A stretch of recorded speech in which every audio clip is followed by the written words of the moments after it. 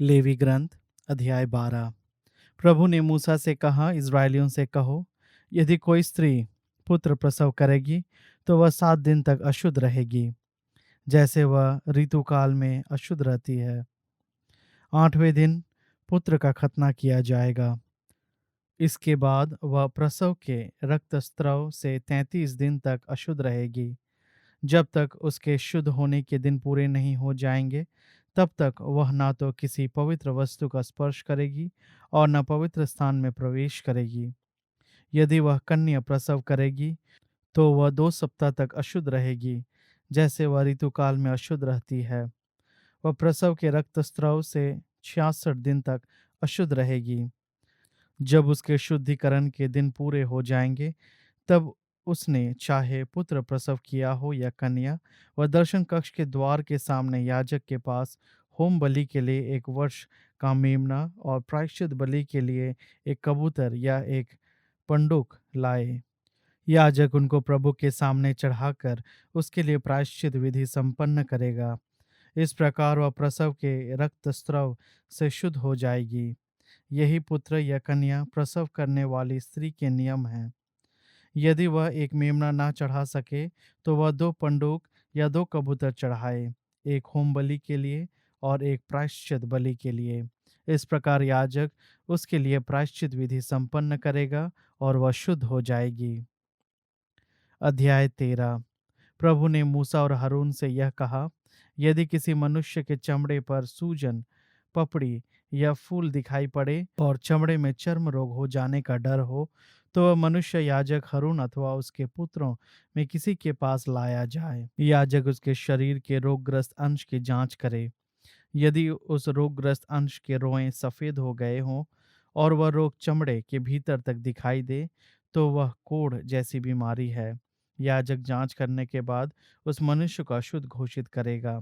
किंतु यदि उसके शरीर पर हल्का सफ़ेद दाग हो और वह चमड़े के भीतर तक नहीं दिखाई देता हो और वहाँ के रोएं सफ़ेद नहीं हुए हों, तो याजक रोगी को 7 दिन तक अलग रखे।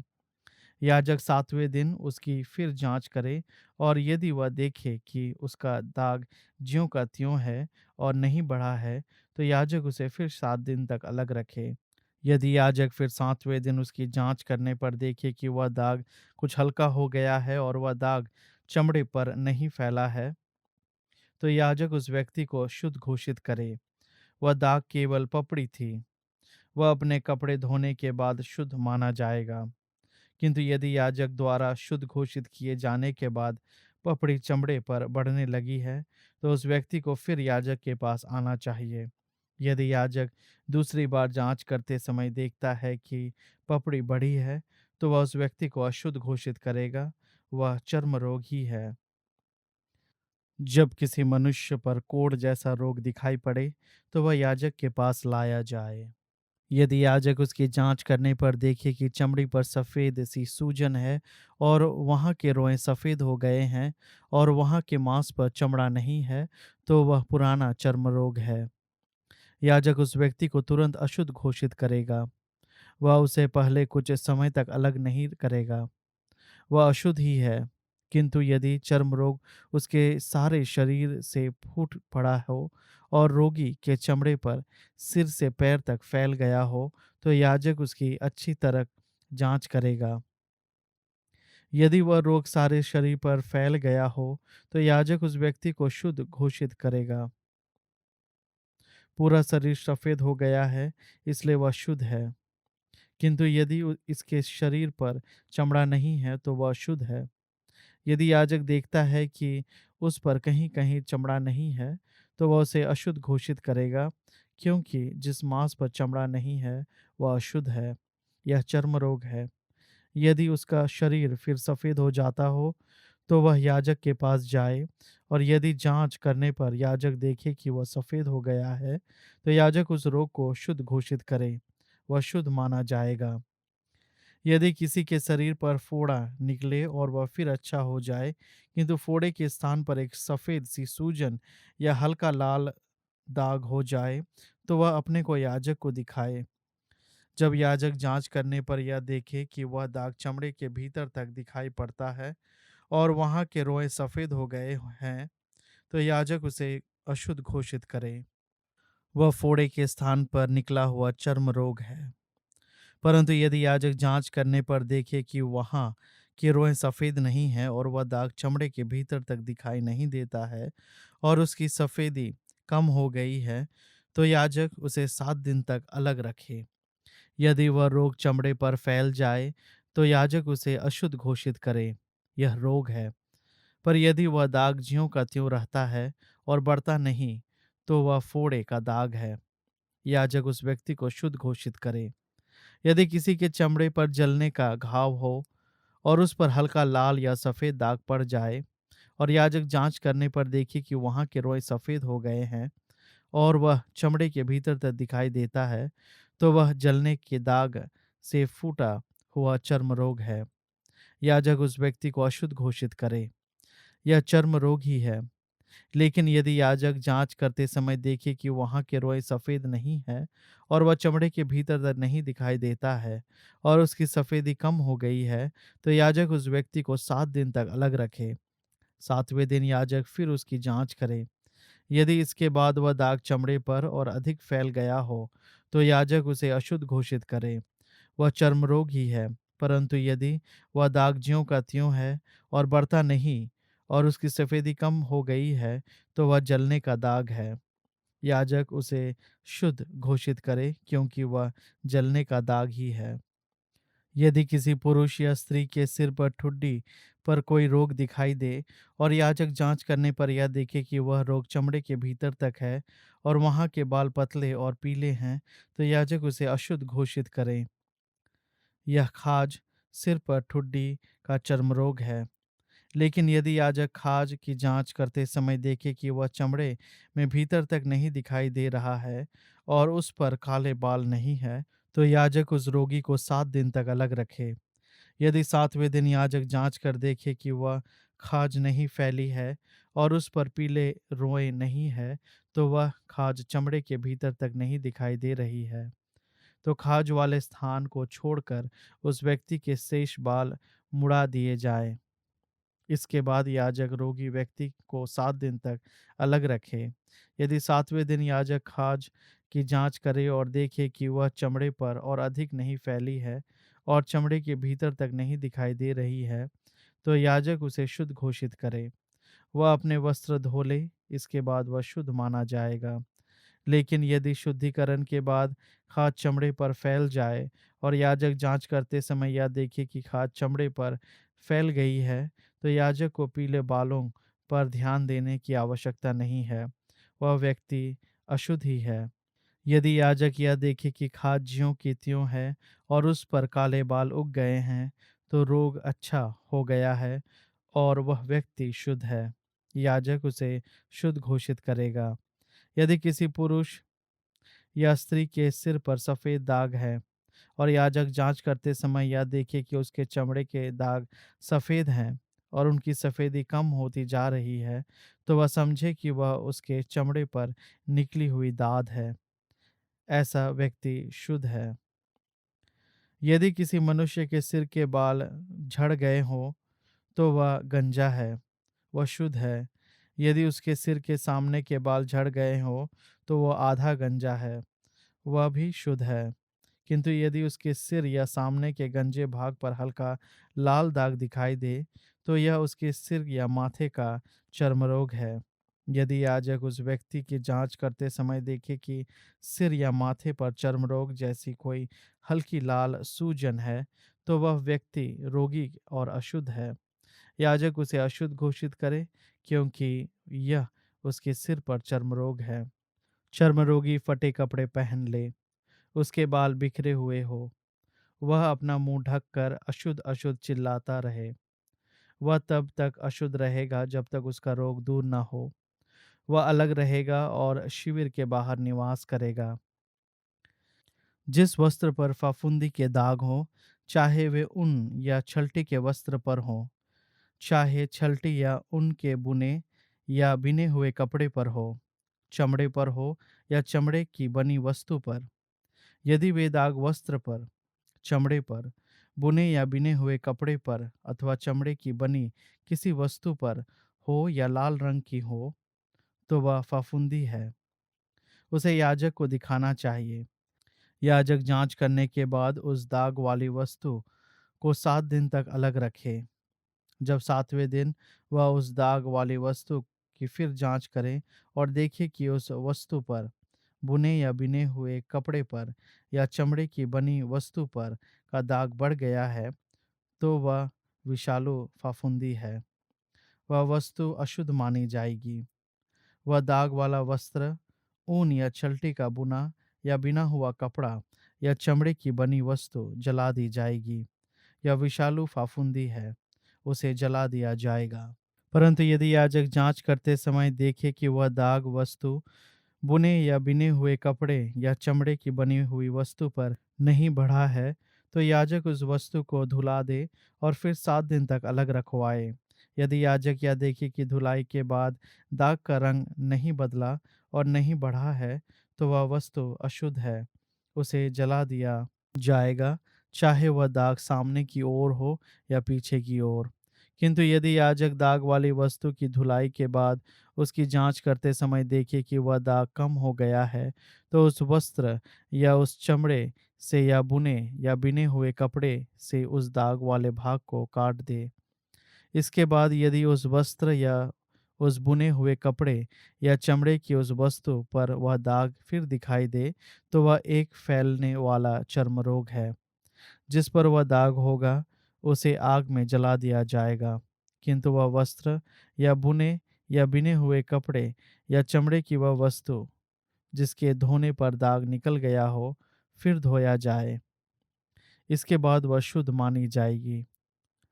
ऊन या छलटी के वस्त्रों पर, बुने या बिने हुए कपड़ों या चमड़े की वस्तुओं पर फफूंदी पड़ी हो, तो उन्हें शुद्ध या अशुद्ध घोषित करने के यही नियम हैं। स्तोत्र ग्रंथ अध्याय 61। ईश्वर मेरी पुकार सुन, मेरी प्रार्थना पर ध्यान दे। मेरा हृदय डूब रहा है, मैं दूर दूर से तेरी दुहाई देता हूँ। तू मुझे उस चट्टान पर ले जाएगा जो मेरे लिए अगम्य है, क्योंकि तू मेरा आश्रय है, शत्रु के विरुद्ध सुदृढ़ गढ़। ओह, कितना अच्छा होता कि मैं सदा के लिए तेरे तंबू में रहता और तेरे पंखों के नीचे शरण पाता। ईश्वर तो मन्नतें स्वीकार करता है जो तेरे नाम पर श्रद्धा रखते हैं। तू उनकी इच्छा पूरी करता है। राजा की आयु को और भी बढ़ा, वह पीढ़ी दर पीढ़ी जीवित रहें। वह ईश्वर के सामने राज्य करते रहें। सत्य प्रतिज्ञता और सत्य उन्हें सुरक्षित रखें। तब मैं प्रतिदिन अपनी मन्नतें पूरी करते हुए निरंतर तेरे नाम की स्तुति करूंगा।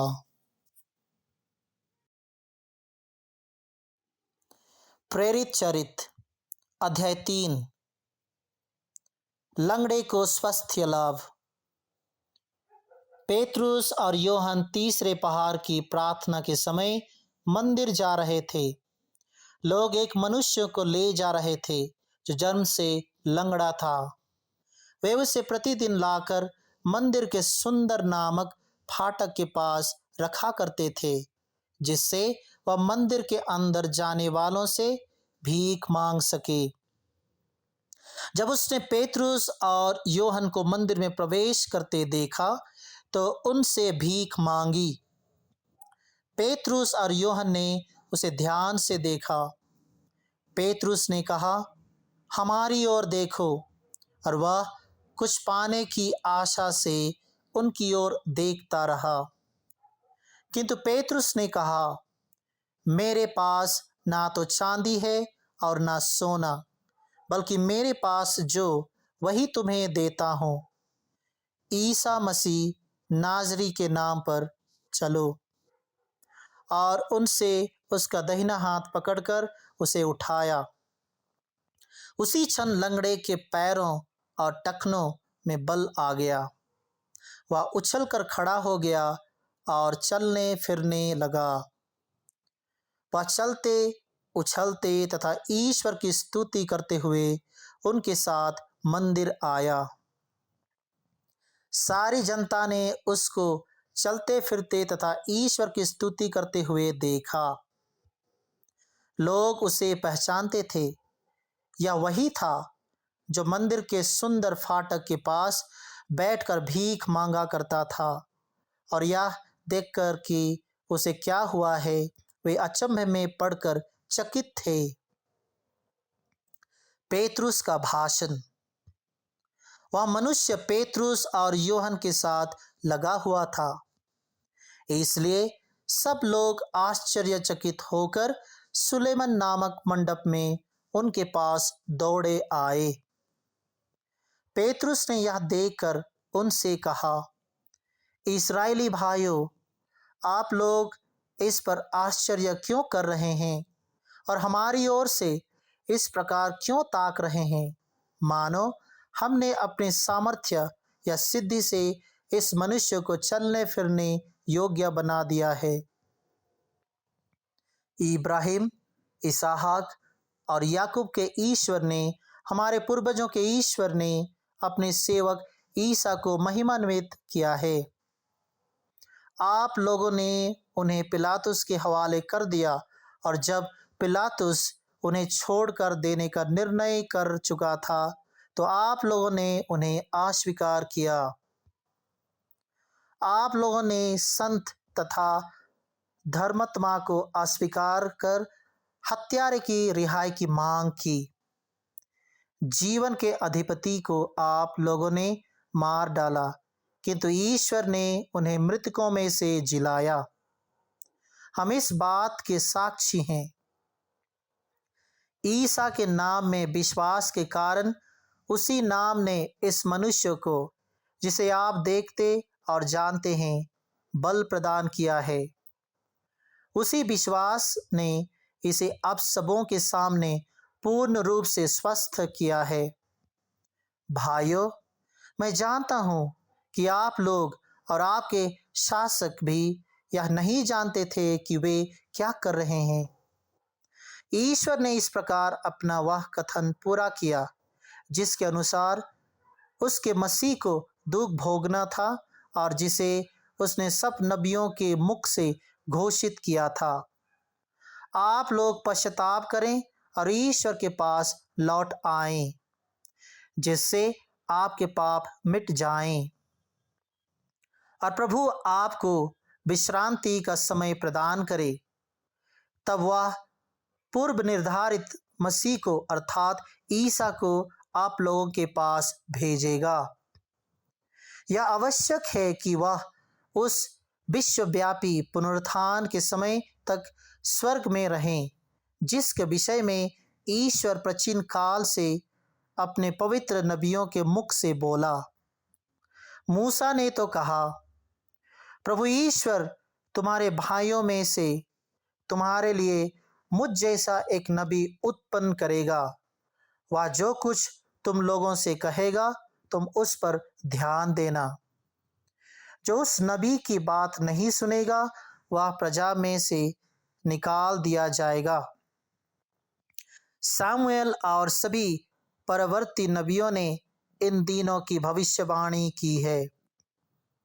आप लोग नबियों की संतति और उस विधान के भागीदार हैं जिसे ईश्वर ने आपके पूर्वजों के लिए उस समय निर्धारित किया, जब उसने इब्राहिम से कहा, तुम्हारी संतति द्वारा पृथ्वी भर के वंश आशीर्वाद प्रदान करेंगे। ईश्वर ने सबसे पहले आप लोगों के लिए अपने पुत्र ईसा को पुनर्जीवित किया और आपके पास भेजा, जिससे वह आप लोगों में हर एक को कुकर्म से विमुख कर आशीर्वाद प्रदान करें।